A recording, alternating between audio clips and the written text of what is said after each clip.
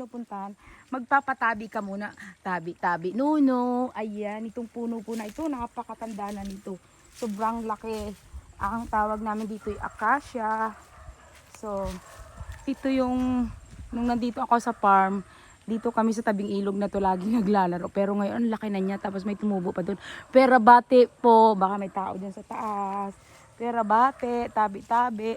Ang laki po nito mga, pwede siguro mga 15 people na ang pwedeng para mayakap itong puno na ito.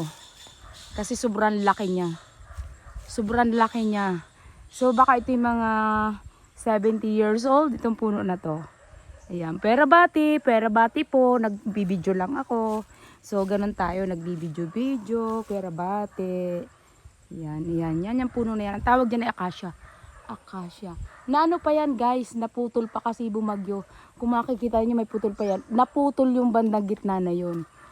Oh, tapos yan, may tumubo sa gitna niya. Acacia yan. Mga 70 years old, more than itong puno na to. Marami pa yung kasamahan dito sa panabi ng ilog namin.